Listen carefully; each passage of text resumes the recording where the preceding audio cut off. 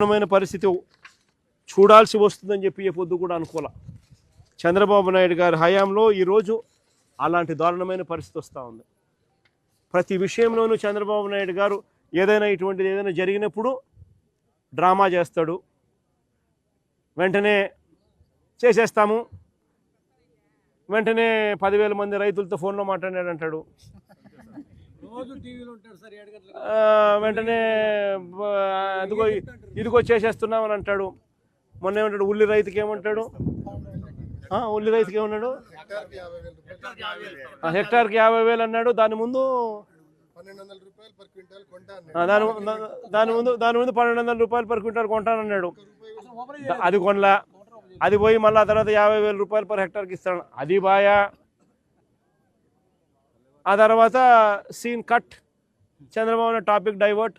మళ్ళీ ఏదో అంటాడు, టాపిక్ డైవర్ట్ చేసేందుకు ఏదో గుడిలో లడ్డు అంటాడు, ఇంకోటి అంటాడు. అయ్యినాడు ఆంధ్రజ్యోతి TV5 డంక టాపిక్ దాంట్లో డైవర్ట్ చేస్తారు. మళ్ళీ ఈ రైతులంతా మళ్ళీ రైతుల బతుకులు మళ్ళీ బస్ స్టాండ్. పొగాకు రైతులైనా అంతే,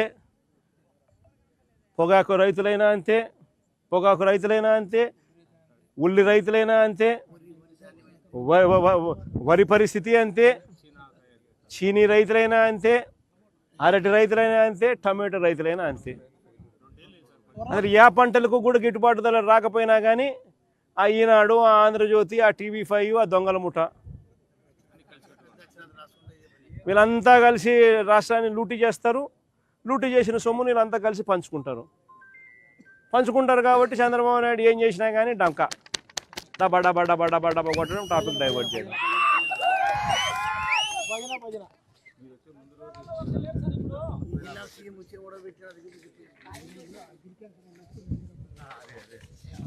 నిజంగా చంద్రబాబు నాయుడు గారు గట్టిగా చెప్తా ఉన్నాం, అయ్యా చంద్రబాబు నాయుడు గారు, నువ్వు గన పట్టించుకునే కార్యక్రమం చేయకపోతే త్వరలోనే రైతుల తరఫున మరో గొప్ప ఉద్యమం మళ్ళా జరుగుతుంది. ఇప్పటికే ఫీజు రీయింబర్స్మెంట్ అందక పిల్లలు కూడా అగసాట్లు పడతా ఉన్నారు. వాళ్ళ తరఫున కూడా పోరాటం చేసే పరిస్థితులు. దాదాపుగా ఫీజు రీయింబర్స్మెంట్ డిసెంబర్కి వస్తే 8 క్వార్టర్స్ ఫీజులు కూడా ఇవ్వాల. 8 ఇంటూ ఒక్కొక్క క్వార్టర్కు 700 కోట్లు అంటే 8 ఇంటూ 7 అంటే 5,600 కోట్లు. ఇచ్చింది కేవలం 700 కోట్లు.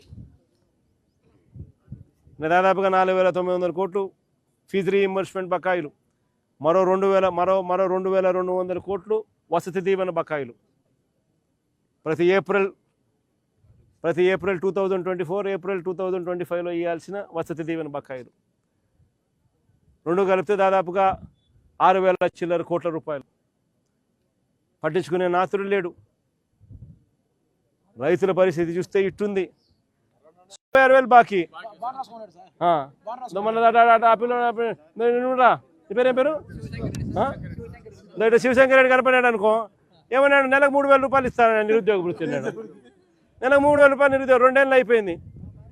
72,000 ఈ పిల్లోనికి బాకీ. 72,000 పరిస్థితి అంతే.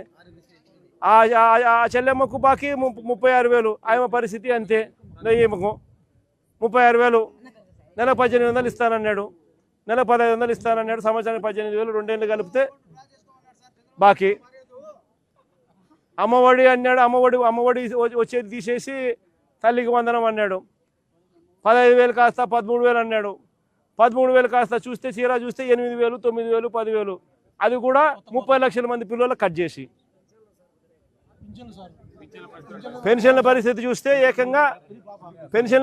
చూస్తే ఏకంగా వైఎస్ఆర్సీపీ ప్రభుత్వ హయాంలో ఎన్నికల నాటికి 66 లక్షల చిల్లర పెన్షన్లు ఇస్తూ ఉంటే ఈరోజు 61 లక్షకు పడిపోయినాయి. తీసేసినారు. అంటే 5 లక్షల కొత్త పెన్షన్ ఇవ్వకపోగా 5 లక్షల పెన్షన్ ఉన్నవి కట్ చేసేసినారు. ఎవడు సంతోషంగా ఉన్నాడని అడుగుతా ఉన్నా.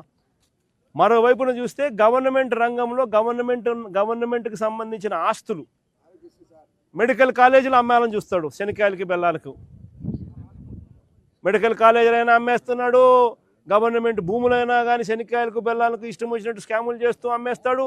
రాష్ట్రానికి సంబంధించిన ఏ ఆదాయం కూడా రాష్ట్ర ప్రభుత్వ ఖజానాకు రాకుండా చంద్రబాబు నాయుడు దోచేస్తూ ఉన్నాడు.